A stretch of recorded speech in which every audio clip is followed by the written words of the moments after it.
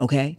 Energetically, karmically, you being resentful of someone else's success will only further delay your success. This is not about religious affiliation, friends. This is about universal law. Grieving someone else's progress is doubting your own. Oh, that's not true, Passion. You act like you can't be sad that the things that you wanted haven't worked out for you and be happy for them. I'm human, and that's a human response. And there's duality to human nature, so the two can take place at the same time. And you're right. And they can. But that justification of duality and your humanity, they gonna keep you in a cycle of longing, envy, discontentment, and resentment. Okay? Find a way to celebrate their good fortune. Yours is coming. Passionate public service announcement. Passionate. Let me tell you something. So what is this Passion PSA podcast? Who am I? Well, they call me Passion, short for Passion No Last Necessary. Why is there no last name necessary? Because the first name says it all. I am Passion and all that embodies. What do I do here? I give you the life coaching that you know you need, but don't enroll yourself in. When did I start? Actually, 2017. I'd leave a PSA on my Instagram regarding something I'd observed, and now we've evolved to this. Why do I do it? Why not? If even one person is able to take away one thing that changes their life, someone else's life, or changes the world for the better, then I've done what I was charged to do. So come on in, sit and listen for a while. There's something here for everyone at the Passion PSA podcast. Greetings and salutations, my beloved passionates, newcomers, visitors, and guests. Welcome to season 4 of the Passion PSA podcast, where I, Passion No Last Necessary, your Get You Right guru, issue a weekly public service announcement about whatever I've observed or was on my mind. The season has changed, but the parameters have not. This is still a for your consideration zone where the objective is to offer you a perspective you may not have previously considered to both A, expand your thinking, and B, aid you in becoming a better version of yourself, and for others. This is a safe space, but not necessarily a delicate one. I will never rob you of your right to feel what you feel. Same way I will not sugarcoat the truth to make it more palatable. The goal is to get you to higher, more expanded thinking so that you can operate as your highest and best self. If you are new here, affirmations are our first order of business before we get into it, so that we intentionally raise the vibration and ensure that if what I say stings, disturbs, or irritates you in any way, we started high enough that even if you come down, you still land on a higher vibration. If you're ready, go ahead, take a deep breath. You are always welcome to repeat after me or to use this time to state your own affirmations. I am patient in the wait. I appreciate the lessons in the meantime. What is for me is for me. I capitalize on my gifts and use them to my benefit at all times. I capitalize on my strengths. I give thanks for access to the strengths of others. I am excited for the appointed time. I give thanks for new beginnings. I give thanks for clarity. I am grateful for my wins. I celebrate the wins of others. Gratitude. Ashe, ashe, ashe. And so we have crossed into a new calendar year. Happy 2023, my beloved passionates. I am so grateful to be back here with you, and so grateful and excited to talk to you about all that has been transpiring in the off season. I know some of you tuned in for the unboxings and the reviews. As you can see, more and more content is being added to the channel, and that is by design. That is something that I told you would be coming. So while the rollout may be slow, trust that things are happening. While many of you got to my channel on the strength of this podcast, the channel is very intentionally named What One Woman Does Network, because a network doesn't just offer one show. A network offers a variety of shows. I have a lot of interests. I have a lot of talents, and I intend to share all of them. I can't be everything to everyone, but I got a little bit of something for a little bit of everybody. So thank you for all of your support on and through this journey. Thank you for receiving all that I'm offering with a smile, a thumbs up, a share, a comment, some megaphones, a text, or a donation. I truly appreciate it. So today, to start the season off right, I want to be transparent on a few sides, and then I want to pour into you. You know, I always want you to leave edified and shored up and thinking. But as a certified overthinker, I know how emotionally taxing thinking can be. So I really want for the love to be palpable. When I was thinking about how to start the season, I thought about all the things that I've shared over the past few weeks during the off season. I thought about perception. I thought about people around me and relationships I currently have and have had in the past. I thought about how things aren't always what they seem. Story time. I remember working in retail and applying for a position which had like a personality or a character assessment as part of the application. Now, when I applied for the position, I had heard about it from someone that I had trained and I had coached at a previous position. She told me about the sales clerk position, and I skipped to my loo because at that time I was very unemployed, very unable to pay my rent, and ineligible for public assistance, which was completely wild to me. When I came in for the interview, the store manager asked me why I hadn't applied for the management position. She was in awe at how well I tested on the assessment. She just kept stressing that she didn't understand why I hadn't applied for that position. And I kept replying, I didn't know the position was available. And had I known, I would have applied. Now, you would think, since there was a management position available and I qualified for it, and the DM came to our store regularly, that I could have and should have been placed in said position. That is not what happened. Keep that in the back of your mind because we're going to circle back to that point. I got the store clerk position, and while it was a job, it wasn't really enough to make ends meet. So I had to find something to supplement that income. And I did. Around the same time, another friend told me about a position with a new company. Now, it wasn't a typical position or even a typical setup. So I think I only had like weekend hours and maybe some evening hours, which worked. Some days I worked one job, some days I worked the other, and a few days I worked both. It worked, but it wasn't ideal. The jobs weren't close to each other. I didn't have a car, so I was commuting on public transportation. The second job, like I said, was in the evening and weekends when public transportation is running on a reduced or a slower schedule. So if I missed the bus, I might have to wait an hour for the next one, if a next one was even coming, or walk a rather unsafe route home. But I was able to maneuver. I was able to navigate it. I was able to pay the rent and remain housed and fed. So a win, right? Okay.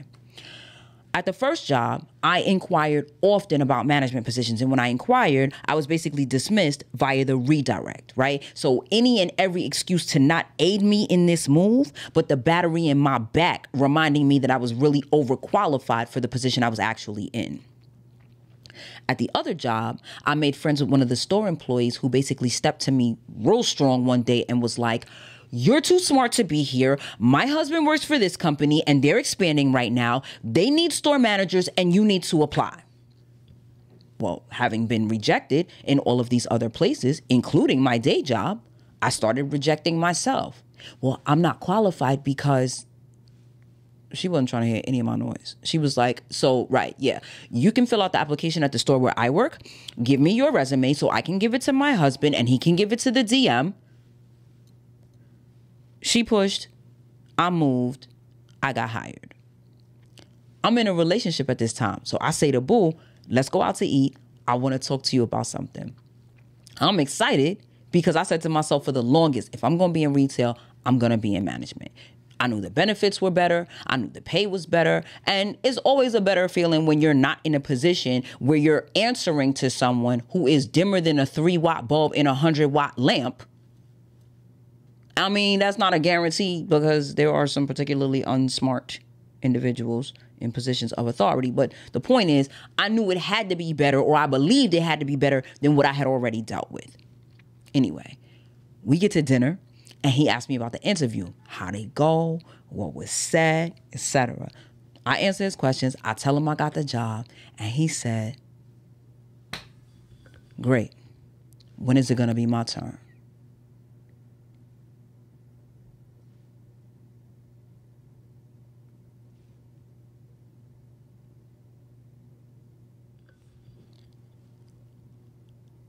I remember looking at him and just watching his disdain and irritation. Now, did he mean to crush my moment like that? At this point, it doesn't matter because he did. I was excited for me. I was excited for us. And he was mad at life because he had made poor decisions and wasn't catching the break he wanted since making said decisions. So I got kicked for it. Why share this story? I thought about whether or not to post the Amex unboxing. I didn't hesitate to share the rug because, for one, that promotes another business that you all may want to support. And for two, y'all were going to see that goodness regardless.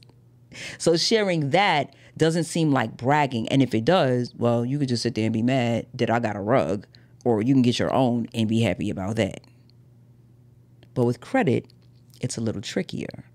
A lot of people don't spend well or wisely. They don't take credit seriously until they can't get it or they can't get other things they want or need. Some get a little couple dollars of credit and they squander it immediately. Some people have poor spending habits because they've never seen an up-close example of healthy finance management. Some people, they spend impulsively and reflexively. It's just part of their therapy.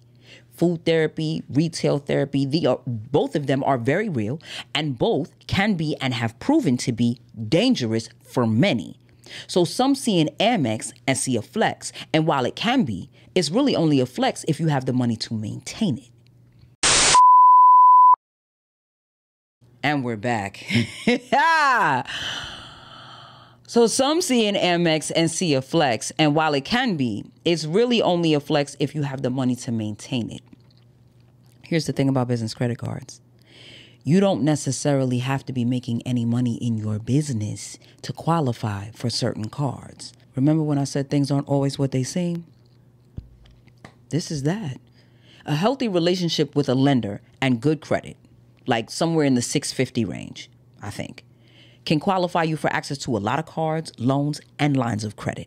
And that's dope. But having business credit cards, just like personal cards, where you're racking up debt but can barely pay the monthly minimum, having loan payments that are due but can't be paid back, having charge cards that have to be paid in full when the bill is due, but only having a fraction on hand to pay, this reflects poorly on you if you were used as a personal guarantor. It reflects poorly on your business, and it makes your business a credit risk. And pro tip, I know that there's at least one business credit card that reports to your personal credit. So if you're mismanaging that, it will reflect on you negatively. So imagine having done the work or currently doing the work to clean up your personal credit, and now you're back at the city dump because you mishandled some business credit payments. That's crazy, but it's not impossible.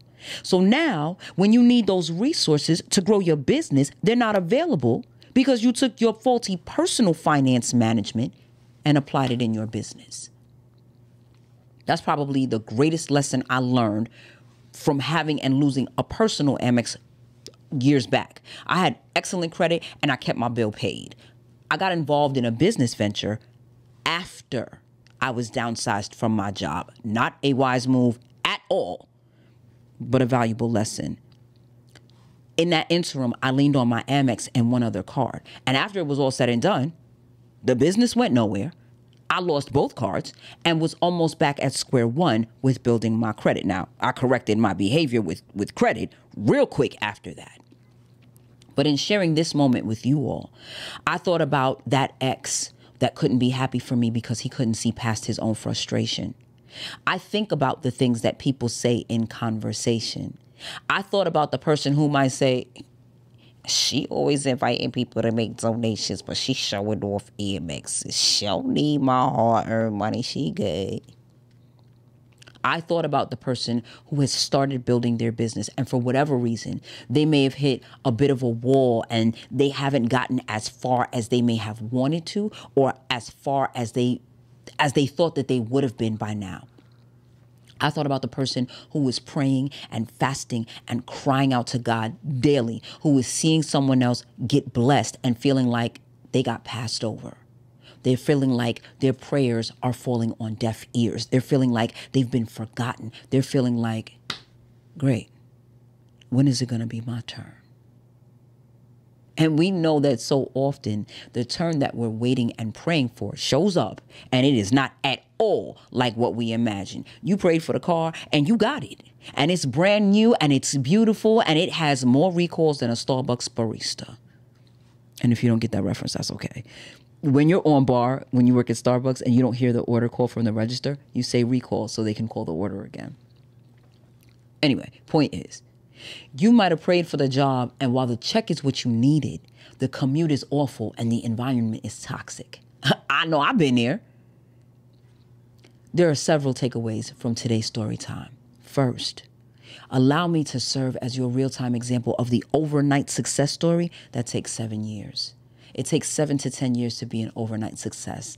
That's the quote and the reality. Remember, I told you that the suggestion for me to do a podcast was made when we produced my second album.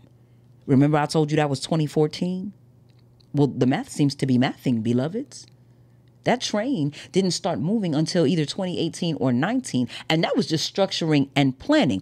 2020 was when I actually started to believe because there was real visible movement. 2021, it went kablooey pow pow. And that was the real turning point where I had to decide if I was going to finally drive this train or get off at the next stop and say, well, at least I tried.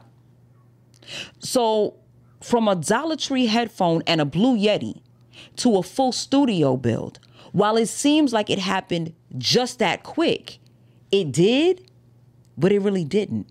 Now, will it take another 2 years? I don't think so, because I'm working daily to make it happen right now. But if it does take another 2 years, I won't complain. The journey has always been the destination. It's what you learn in the in-between time that makes your story worth telling, okay? Takeaway number 2, and this really isn't news or anything that you're unfamiliar with. There are people who are in position to help you advance, but they won't, because they don't want you to get ahead of them. They don't want you to surpass them. And truthfully, if it's meant for you to go beyond them, nothing they can do can stop you. And I am living proof.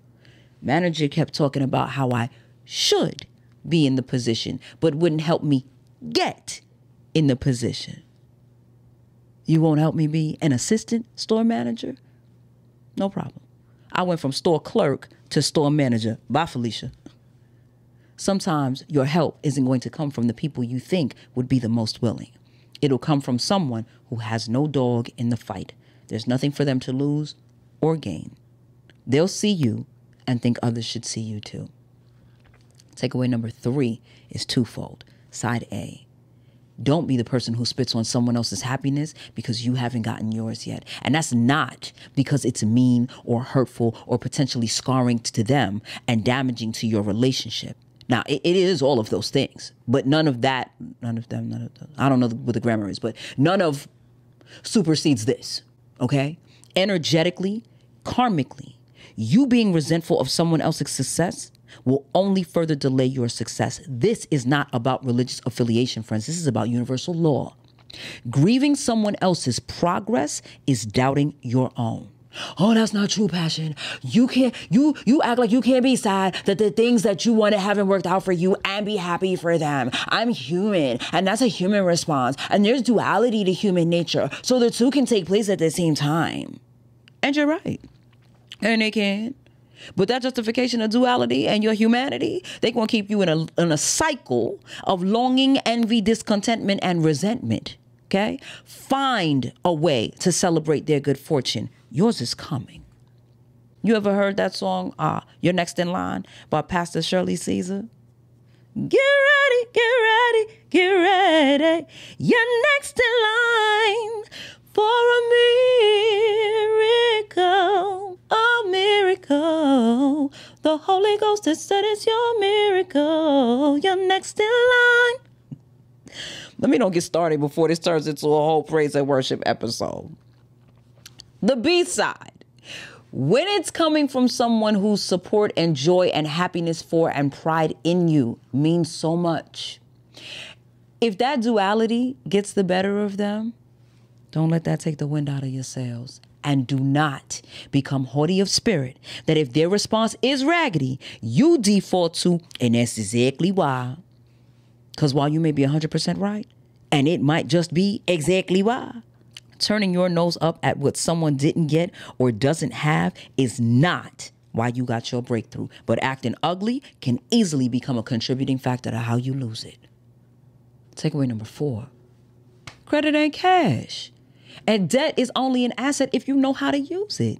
$1 million in credit can be levied 1 million different ways to make 1 million more in cash. But if it isn't used that way and it's only used to make purchases that can't turn income for you, you can still end up drowning in debt with no foreseeable way out. So whatever credit you do have or you don't have, it's all irrelevant if you're not doing the research to find out what can be used, how, when, and where. And if the extent of your research is asking people around you, make sure that you ask people and not someone. The information one person can disclose to you is only as extensive as the research they've done or the knowledge they have. I was in a bank recently and the associate was looking at me perplexed because I was saying some things they just didn't know. I called another bank and the banker I spoke to basically gave me no help or leadership in answering my questions. Their answer was for me to call an 800 number and ask someone else, which I did. And got my answer. And probably got more than that rep could have helped me get because they couldn't even help me get information.